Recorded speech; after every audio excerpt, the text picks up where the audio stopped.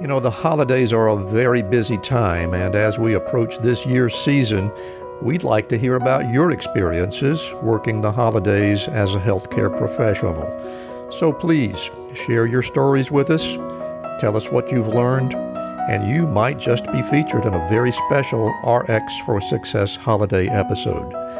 Just visit rxforsuccesspodcast.com/contact-us. That's where you can leave us an email or a voice message. We'd really like to hear from you. So do it today.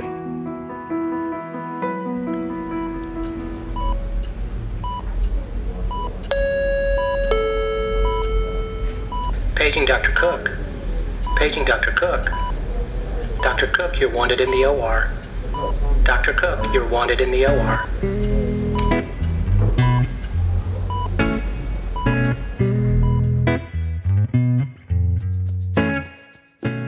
Welcome to the Prescription for Success podcast with your host, Dr. Randy Cook.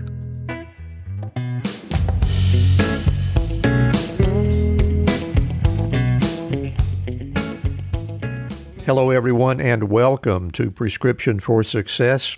I'm Dr. Randy Cook, your host for the podcast, which is a production of MD Coaches, providing leadership and executive coaching for physicians by physicians to overcome burnout, transition your career, develop as a leader, or whatever your goal might be.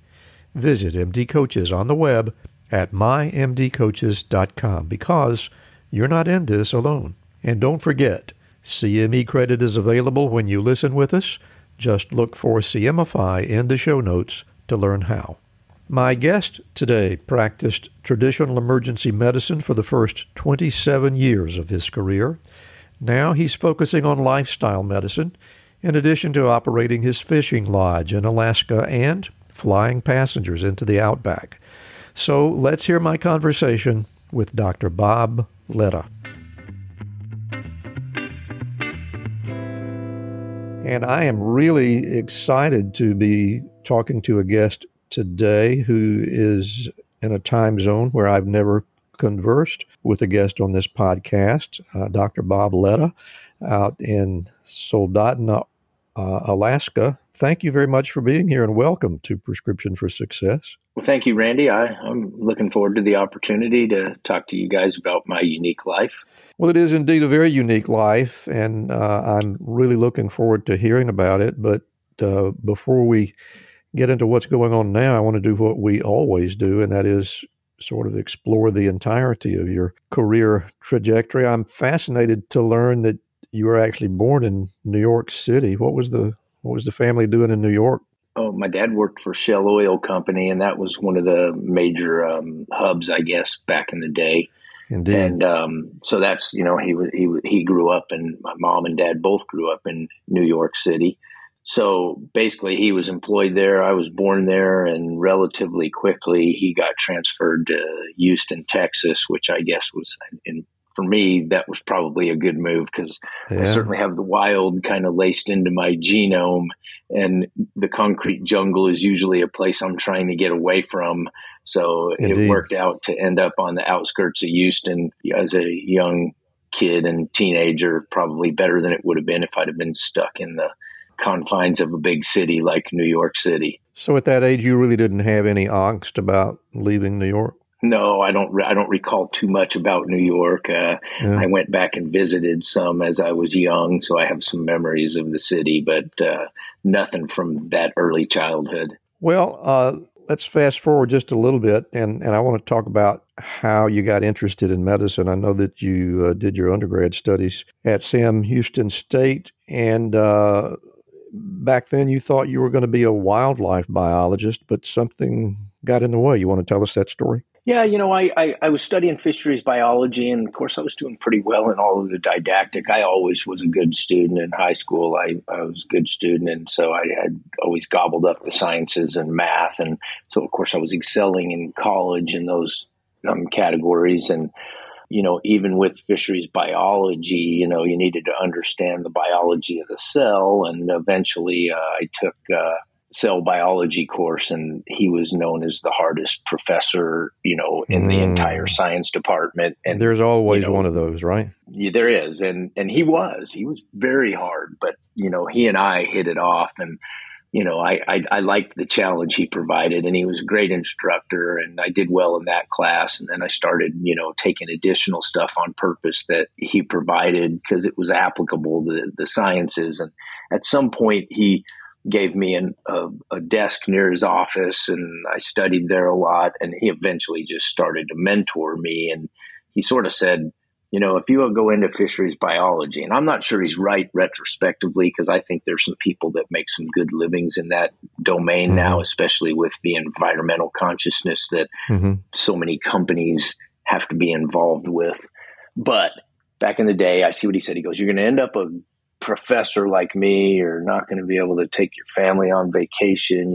There's so many things you could do with your capabilities that would put you in a better financial situation. And he threw out, why don't you become an engineer or a doctor or something? And I'm like, well, my mom was a nurse. I never thought about that. And, I molded over a little bit. And he said, just go take the MCAT, see how you do. So I took the MCAT, and I did pretty well on it, and at that point he goes, well, why don't you just apply and go interview? I mean, he kind of just baited me along, And so the next thing you know, I was interviewing at all the UT Southwestern schools, and I think I got through 3 of them, and I canceled the 4th one because I canceled San Antonio, because by the time I'd interviewed at Galveston and Houston and UT Southwestern, I'm like, one of those will be fine. And I ranked UT Southwestern number 1. And I got in. And at that point, it was kind of like, well, I sort of signed a contract saying I'd go to medical school. I don't know that I was ever firm on wanting to go, but I was sort of like, I at least had to go show up now. So that's really it. I mean, it was not a lifelong dream, desire. I had enough exposure to the medical system with my mom having been a nurse for all of my childhood and young adult years that I felt like I wasn't completely, like just stepping into something I had no awareness of.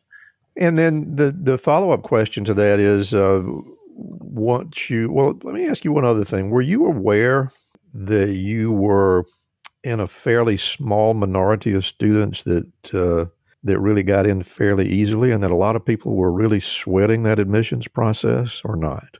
To be honest, I don't think I'd have been fazed if I hadn't have got in, and I was not sweating it. I was kind of like, well, we'll see what happens, I mean, and then the next thing you know, I'm like, well, I guess I'm going to med school. I mean, so it wasn't like my life would have been devastated in any fashion had I not got in. I suppose everybody would have handled, I'm not saying I might not have felt rejected, you hate that, but nobody likes rejection. It wouldn't have devastated my world, I don't think, had I not gotten into med school. And once you were there, did it turn out to be largely what you sort of expected, or were there surprises, or what was the story? The surprises were huge. The first year of med school was exactly what I expected. I was gobbling down more basic science, and I enjoyed it. I thought anatomy was amazing. That was my favorite class by far. Just like college, but higher and deeper, right? Yeah, that's all it was. I mean, it was just pure science and pure study, and I was good at that, and I enjoyed it. The second year, when we started getting into pharmacology and diseases, I was a little less thrilled. It was starting to deviate from stuff that I didn't have a preconceived super interest in. Pharmacology, of course, was the toughest course, I thought, as far as the 2 years didactic. You bogged down, and I mean, I certainly wasn't in love with it. I did okay on all my classes, but it wasn't the same just innate drive to learn it that I had just learning the basic sciences and anatomy and physiology and all that stuff. I was fascinated by that. I loved it. Studying diseases, it wasn't as interesting to me either. I mean, I was able to accomplish it, but it wasn't like I knew I had done the right thing. I mean, I was a little discouraged by the second year and hoping the third year was going to be a little different. And was the third year different? This is a point where you're really starting to see some patients, right? Yeah. To be honest, I realized in the third year that I really didn't like hospitals. I mean, you know, I mean, this can be a problem. I mean, right. I really did. You know, I was like, gosh, I mean, I wasn't thrilled with the hospital environment, and that can be a problem. So it kind of starts limiting what you're going to do. Now, what do you think it was about the hospital that you found sort of oppressive? You're probably going to laugh when I say this one: sick people. Well, I mean, that's what medicine that makes is. sense. And I didn't give a lot of consideration to that. I mean, I didn't give a lot of consideration to what I was going to be facing as a doctor. I thought that, it'd be great to help people. Everybody wants that. But after a while, a steady dose of sick people, I mean, I was an ER physician and we will get to the reason I became an ER physician and not a surgeon was because I didn't like hospitals. And those guys spent the least time in the hospital, But the trade-off is the ER physician's problem is to find out what the patient's chief complaint is. Okay. Now, when your job is to seek complaints, I think I've made the point. You're looking for complaints, and a steady diet of that gets old after a while. And I did it for a career, but it allowed me the most freedom of time out of the ER. I mean, out of the hospital environment, which was the reason I chose emergency medicine, because I was cut from the cloth of a surgeon for sure. And a fairly predictable schedule, I should think. You knew when you were going to go to work and when you were going to be off. And you leave it behind you too. You're not beholden to anyone when you walk out of that ER. There's nobody you don't have to call and check a lab tonight. It fit that algorithm for me. And then the second part of it was I discovered Alaska right before medical school. So another ball had started rolling at the same time, which was I dreamed of building this fishing lodge that I've built, which has become a pretty successful business for me and makes my life interesting and dynamic, and it changes all the time. My life in the summer is very different from my life in the winter. I bet. And variety is great. I mean, as they say, it's the spice of life. A steady diet of doing the same thing over and over and over again burns anybody out. And I've been fortunate enough that I've found a number of different income streams that are effective for me, and most of them I enjoy. In fact, all of them I enjoy now. I mean, if you asked me the quick question, which you probably might get to this, and I hate to steal your thunder, would you do it again? It's like, absolutely. Now, you're exactly right. That is one of the things that I actually always try to get to in this conversation. I do want to. I actually want to get into what you're doing right now, but I also want to hear a little bit about your experience in your postgraduate training. What was it like? Did you have any reservations about what you were doing once you got there? I noticed you did your internship at my old stomping grounds in Birmingham, Alabama. I enjoyed Birmingham quite a lot. You'll laugh at me, but I got interviews everywhere that I applied to for emergency medicine. And I ended up gambling on the Birmingham one because it was the South, the people, I was comfortable with them. It wasn't too far away from the Gulf Coast of Texas. And, it was close to family, and they were Southern, and they talked like I did. I mean, so there was a lot of that, kind of like, but it was a provisional status. It was in its third year, and they were anticipating no problems being made a full residency. And so I took a chance, and I ranked it number one, and I got in, and I spent my second and third year in Indianapolis, and that was where I got the really good part of my education. I couldn't tell you how great a job they did. We'll get back to our conversation in just a moment. But first, I want to let you know about a great gift idea from MD Coaches. You can actually give the gift of coaching with an MD Coaches gift certificate. All you have to do is let us know the amount you'd like to give, and we'll issue a certificate that your special someone can redeem for a coaching session or sessions whenever they're ready. Just visit us at mdcoaches.com to get started. And now let's get back to our conversation. We'll get back to our interview in just a moment. But right now, I want to tell you a little bit about Physician Outlook. If you haven't discovered this remarkable magazine, please do so very soon. It was created by physicians, for physicians, to showcase the intersection between clinical and non-clinical interests, whether it's writing, painting, cooking, politics, and dozens of other topics. Physician Outlook gives a physician perspective. It's available online and in print. It's really unique among physician lifestyle magazines. And like the Prescription for Success podcast, Physician Outlook amplifies the voice of any physician who has something to say. It also engages patients who still believe in physician-led, team-based care. And Prescription for Success listeners can get 3 months free when you enter our promo code RX for Success and select the monthly option at checkout. That's a really great deal on this stunning publication. And now let's get back to today's interview. So you liked Indianapolis a lot.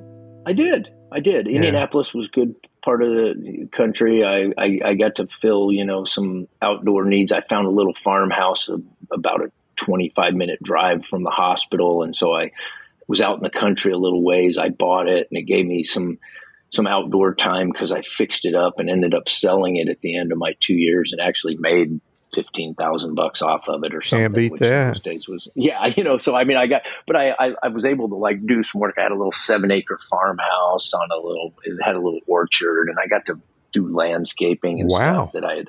And so, it's not a bad life for a resident. Yeah, I mean, I had a little, it was nice because I had a lot of lawn to mow though, but it kept me outside, and so I enjoyed that.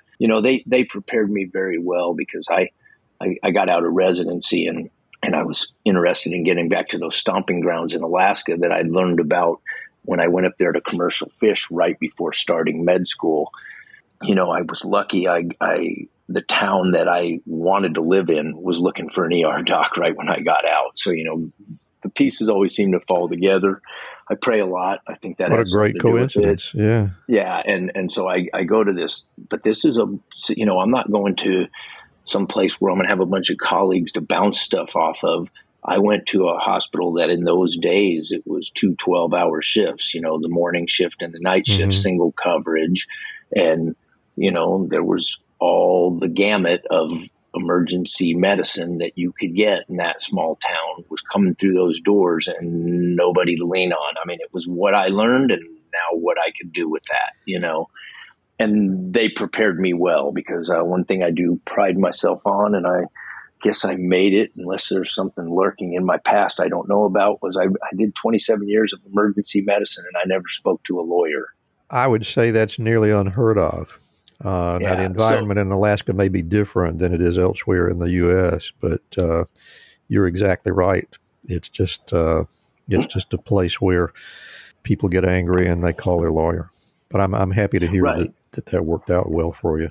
So I was, that's something that I know that I was luckier than I was good, but I was also good. Because you're not going to do it with just luck, not with 27 years of practice, So you got to practice in a specialty that you really enjoyed, and you got to live in a place that you really loved. Sounds like you got certified in operating fixed-wing aircraft, which I'm proud of that you did that because those helicopters were never made to stay in the air very long. It still makes a lot of sense. But despite the success of all that, you reached a point after some quarter of a century where you felt like you needed to do something else. And I'm just going to let you take it from there. What changed? I tell you what happened. So as I was going through my medical career, and certainly emergency medicine is about 20% joy and 80% misery. About 20% of the encounters are just, they're great. You helped them a little bit or a lot, depending on what happened. And then 80%, you seem like you're fighting with somebody there. So, it's a career that has a high level of burnout. And at 27 years, I was way past the average, length of a career.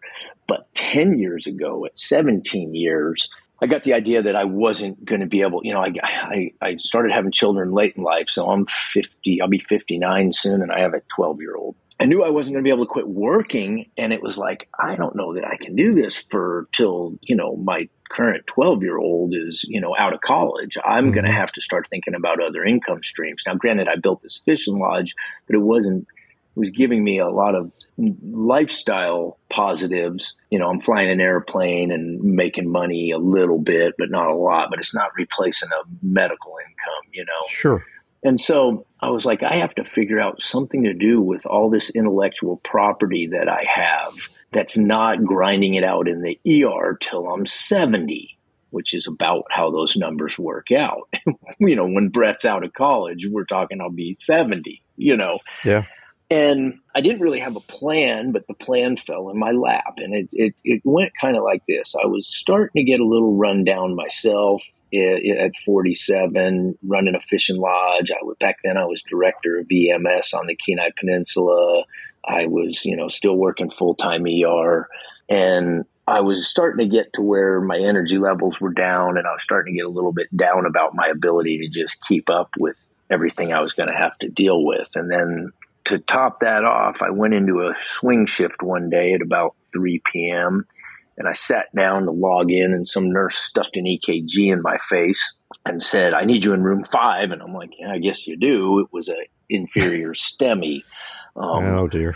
And so I kind of got logged in, looked at the guy's demographics real quick, looked at his vital signs, ran in and started getting the, quick TPA history that you get on somebody that needs TPA. And when you're in an outlying center, especially 10 years ago, where, it's a medevac to get them to a cardiologist in a cath lab, TPA is the way you go most of the time. Well, the thing about this guy was I was looking in the mirror. He was 47 years old, same age as me. I go in there to get the history of risks of why he's having a heart attack, and he's got none. I mean, I look at him and he's about 20 pounds overweight. I'm like, yeah, he's probably about as overweight as I am. He's got no high blood pressure, no diabetes, never smoked, didn't know his cholesterol status, no family history. It was inexplicable why this guy was having a heart attack, but here he was having one. And I'm like, for all I know, I could have one tomorrow. I got no reason to think I'm not about to have one. We don't survey. We don't pay any attention. The disease model of medicine, which I've practiced expertly for 27 years, is a model where you sit around and wait for the signs of end organ damage and then run tests to see if that's what happened. And then you start to prescribe pharmaceutical agents to mitigate the problem, and they don't work very well. Okay. Well, got through that swing shift, went home, and I was getting ready to transition from swings to nights. So my habit was to try to stay up as late as I could to make the next night easier. Sure. And I was watching TV, and the Synergenics commercial came on. Years ago, there was this guy, the guy that was one of the founding fathers of Synergenics, Jeff Life. And he was this old guy that in the pictures of the ad, he was 74 years old and he looked like a bald-headed, wrinkled Tarzan, know? And I'm like, what does that guy know that I don't know? Because I'm a lot younger than him and I'm trying to look like that and I can't do it anymore. Now, I had as a young athlete, I was always very fit, and muscular, and, ran low body fat, but I was losing that ability to maintain that frame. Starting to feel run down and not that good. And then I see a guy my age who's having a heart attack. And pretty soon you're like, the world's falling apart. I got to do something different. And I see that ad and it's like, this guy went from looking worse than I look right now when he was 54, whatever it was in the photos. And then they show him at like 60 and then 65 and then 70 and then 74. The guy's getting healthier looking as he ages, And I'm like, I want to know what that guy knows. I called the 800 number. Well, the guy that was the sales rep doc that apparently my phone call went into, he was relentless. And thank God he was, because he pursued me. He kept calling me. I had a very busy life, as you could imagine. I was working full-time ER. I had my first kid. He was 1 year old at the time. And, and I'm trying to figure out when I could go do this week-long course and start to learn some of this intellectual property that's going to turn me into Jeff Life. I was just trying to save my own butt. I mean, sure. I was not looking at this as a career move. I was just like, well, this is a good start. It's a fairly expensive course, but it's continuing medical education. At least the government will kick back a little bit on it, or I'll pay less taxes. So I finally, took me about a year and a half. I went and did the thing. And to just be honest, when I sat through this very well-designed course by these doctors that had been focusing more on the literature of health and wellness than on necessarily, diagnostic disease stuff, what I learned with the intellectual property they shared with me, I knew was going to be life-changing after a week. I just had no idea how fast it was going to change my life. In 3 weeks, I was like walking on air. It's like I feel so much better. My energy levels, and now all of a sudden life seems like I can tackle it again. And if you ever went to any of the places, like even my lodge website, I think has my before and after photos. If you see what I look like and what I went to in 3 months, it blew my mind. And then the beauty of it is that with the intellectual property that I gained and the treatment algorithms that they prescribed, I've maintained that for 10 years now. I mean, I still run around single digit body fat. So you actually adopted the lifestyle well before you became a practitioner. Am I reading that correctly? That's correct. They I entered their fellowship program and adopted the lifestyle. And my initial plan was, well, maybe I'll do a little of this. But after I saw what it did in my own life as a person who, I'm a Christian, and it's like, this is the greatest gift I've ever been given. How can I not share this with other people? And so it drove me into figuring out how to actually transition into this type of doctor instead of, the plan happened after I saw what it did for me. It was like, okay, I didn't just go down there to save my own butt. I'm going to save other people's butt. I want to make sure I understand how you become qualified to do this, and it sounds like that you're expected to be a Synergenics disciple, somebody that walks the walk, before you can be blessed to become a Synergenics practitioner. Am I close to correct or not? I mean, you almost have to, right? How can you hold yourself up to be a lifestyle doctor and say, hey, I'm going to preach a health and wellness lifestyle? But at the end of the day, I practice a blended model, which is lifestyle treats everything, but it won't cure everything. And there are times when I have to reach into the old tool bag of the medical model where I'm prescribing medicine, but I do that much more carefully and in a much more personalized way.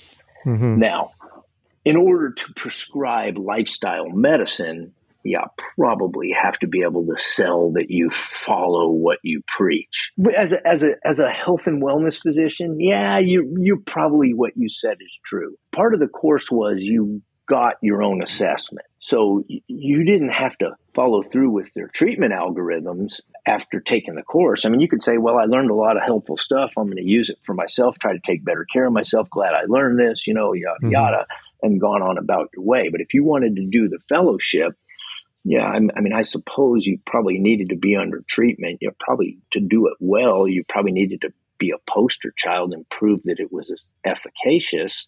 Well, I wouldn't be a very good interviewer if I didn't facilitate some conversation about the elephant in the room, and that is that Synergenics has its detractors, and I know that that's not a surprise to you, but what's your response to those who say that this is, for all the good that it might be promoting, it's actually making a ton of money by selling things that maybe people don't necessarily need? You know that question's out there, and I just have to put it to you. Yeah, no, I Googled Synergenics relatively quickly after I went down the pathway of, okay, I'm all in, and you will find some negatives. I mean, look, I saw guys with cigarettes hanging out of their mouths on their blog picture, talking about how Synergenics was, and I'm like, wrong client. Okay. Yeah. I mean, it's like you can criticize anything. I saw stuff where it was like, it's a growth hormone thing. And,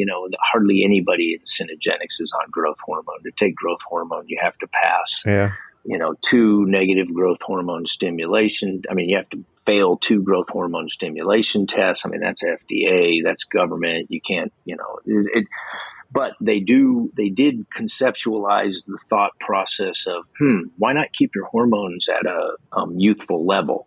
I think I would credit Synergenics with these couple docs that realized, hey, part of our problem is our testosterone's so low, we're just pigs, and they fixed it on themselves. And then they went, holy cow, look at how our lipid panels are getting better and our insulin sensitivity is improving and we're not heavy anymore and we can exercise harder and we can recover from exercise. So I guess to answer the question, what do I say to the detractors? I'll just spell it out because we're all I presume everybody listening is a physician. So for the most part, if we think about what a hormone is, most of us recognize, but maybe haven't ever broke it down this simple in your brain. A hormone is a naturally occurring molecule that is made by an organ in your body, one of your collectively known as the endocrine system. And these molecules bind receptors on almost every cell in your body and are internalized by that receptor and carried to the nucleus of the cell where they turn genes on that make your cells work right. And without fail, almost all of our hormones tend to decline as we age. They are replaceable, not as medicines, but bioidentically as the exact molecule that is in your body naturally occurring. These are not molecules that we do not know what they might do, like cholesterol medicines. There's 300 known side effects.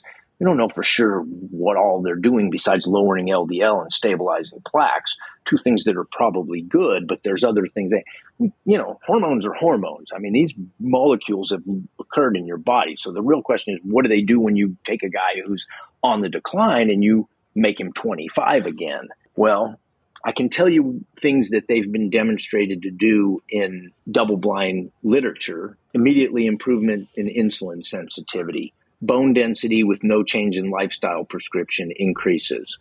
Obviously, they're anabolic, so they promote wound healing. And of course, when you resistance train or when you train physically, you damage your musculoskeletal system, and you heal it, and that's why it builds stronger. One of the things that I tell any patient that I put on testosterone, any male that I put on testosterone, is that the biggest benefit of testosterone is its ability to enhance the exercise prescription. Now, if I have had a couple of guys, I had a marathon runner, 60 years old, T levels were pretty good. Bone density was good because he's pounding the heck out of his bones all the time. But this guy was ideal body weight, very thin, and he didn't check a lot of boxes as far as any sexual dysfunction. I'm like, I'm not sure testosterone's, I don't really, you need it. I mean, it's not a one size fits all. I mean, it's a personalized medicine thing. But the detractors are hormones bad. I got to be honest. I could destroy anybody that wants to debate me on this because I got plenty of literature to back up what I say. They don't know the literature and they speak with the media hype or whatever. Mm-hmm. Testosterone is not the end all of what we do. It is an adjunct to what we do. It is helpful in enhancing the exercise prescription in patients. It improves insulin sensitivity and helps me reverse diabetes. If I can get patients to lose weight through improved metabolic health, which testosterone is helpful in, I can definitely probably reduce their mortality, and people feel better on it. And then, it does wonderful things in the sexual domain, which oftentimes people, as they are aging, couples are starting to have less efficacy in the bedroom.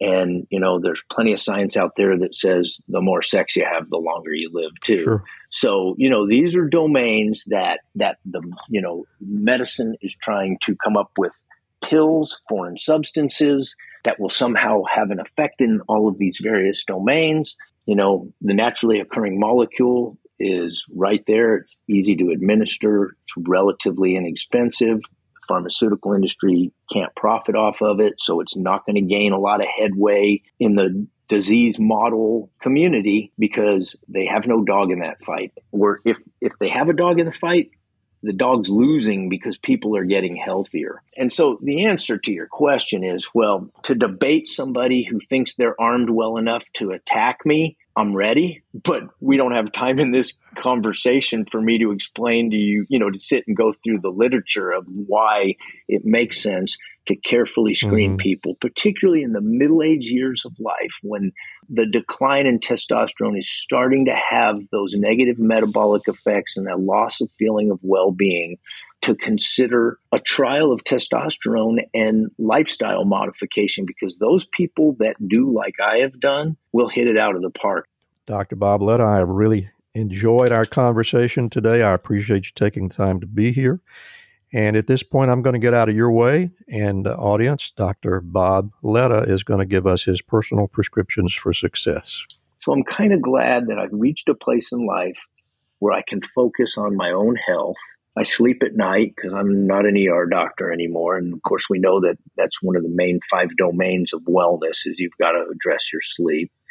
I get to do a medical model where I get to engage my patients at a much deeper level than any disease model doc typically is able to do so. I dig into their health really minute fashion to really assure myself that they're probably not going to die of one of the big metabolic diseases. I pray they don't get cancer and hope I reduce their rate of cancer or their risk of cancer.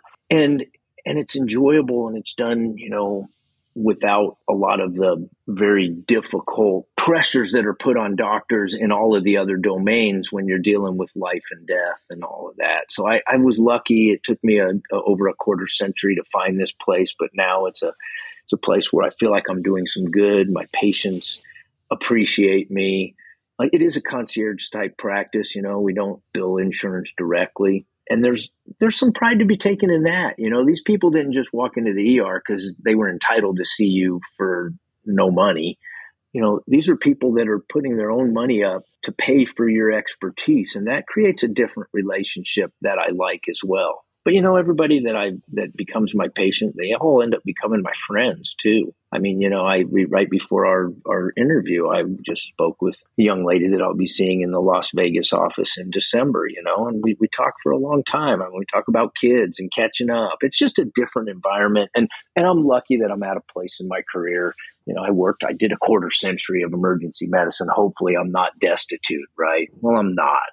I'd like to continue to utilize my intellectual property to do some good and help people for as long as possible. And if it can protect me from moving into the nest egg that I've set up for myself and my family through my first 25 years, and just kind of keep me from having to mess with that wealth and just kind of keep a little bit of cash flow coming, it fits. And that's what I have now. It allows me to run my fishing lodge with more preciseness. And it's a type of lifestyle that you can sort of turn the spigot on and off. I mean, my patients know I'm a little less available in June through September than I am this time of year. So that, my prescription for success was I went with what I thought fit my personality the most and what I wanted in life 25 years ago. And then I let it evolve to a place where that no longer fit my needs analysis, and I was burnt out, and I looked and found something that I thought was very, very fulfilling. And I'm at 10 years now into this, and it's clearly had a great, I have so much more kumbaya knowing that my coronary arteries are clean. My plaque test is low. I do not have unstable plaques. My carotids are clean. I'm very fit. All my health risk markers look great, and I survey them in great detail on myself like I do my patients. And that makes a person feel comfortable. And it's a lot different than looking at that 47-year-old guy and going, I wonder if I could have a heart attack tomorrow. I know that's not going to happen. I'm so comfortable that I'm not having a heart attack anytime soon, and most guys that are 59 probably can't say that. Dr. Bob Ledda, I really appreciate you being here to share your story with us today. It's been fascinating, and I have really enjoyed the conversation. Before we go, I want to give you an opportunity to tell our audience where they can find you if they'd like to. Well, you can email me at bobletta@alaska.net. My personal cell phone number, I'm perfectly happy to have that out there, 907-953-0473. You can go to my lodge website, allalaska.com. And, I've set up a system where people come to my fishing lodge. I have a lot of doctors. I have I have two sisters that are, one's an ER physician and the other's anesthesiologist. I take care of them. I do treat female menopause, which is a very important part of the practice as well. But at any rate, they can come to the lodge and I can do an assessment while they're at the lodge. They can meet me in Las Vegas if they're interested in becoming a patient and having a kind of a higher degree of surveillance on their own personal health and maybe some health and lifestyle wellness coaching. Or maybe they just want to come fly around in a beaver with me in the summer and come to my fishing lodge and they're already dialed in and in perfect health. I hope that's where they're at. I bet that'd be a lot of fun. Yeah. So, and then my email address is just bobledda@alaska.net. Happy to dialogue with anybody if they're interested in becoming a Synergenics patient. I can look into whether we have a Synergenics clinician. I can look into whether we're going to have any upcoming training in the future. I'd be happy to visit. I really believe in what I'm doing now with this health and wellness kind of proactive high level of disease surveillance model. And if I could push somebody to take their career to that place, I would be happy to do so. I'd feel like I accomplished something worthwhile for it, meaning I got another recruit, it's like the old starfish story, you can only save the one starfish, but the more you can throw into the ocean, the better. And if you have help, you can save more people. This country is faced with some really, really harrowing medical reality with, look at how bad the obesity epidemic became through COVID, and I don't know that we've shown any signs of reversing that yet. We've got challenges in this country. And if we don't start to address our long-term health, we're going to have problems there also. So, I'd love to have somebody, pick my brain about how I got to this point and be happy to help share that pathway with them if anybody wants to reach out to me. It's winter, so I got a little extra time. Well, Bob, you're very generous, and I appreciate that. And once again, thank you so much for being our guest on Prescription for Success. Well, thanks for talking with me. I hope everybody found it useful, and it was nice to meet with you, Randy. And anytime you want to come up and go out, I know you're a pilot yourself. You want to come out and fly around in the Beaver, just look us up there at allalaska.com. Thank you so much for joining us today. You can really help us with a 5-star rating. That'll give our podcast much more visibility, and it helps us reach more listeners too. Exclusive content is available on our Patreon page, including membership-only material, like personal rapid-fire Q&A sessions with our guests. To be sure you never miss an episode, visit our website at rxforsuccesspodcast.com to subscribe. And while you're there, learn how to get CME credit from CMify just by listening. Special thanks to Ryan Jones, who created and performs our theme music. Also to Craig Clausen of Clausen's Solutions Group, who edits the show. And remember, be sure to fill your prescription for success with my next episode.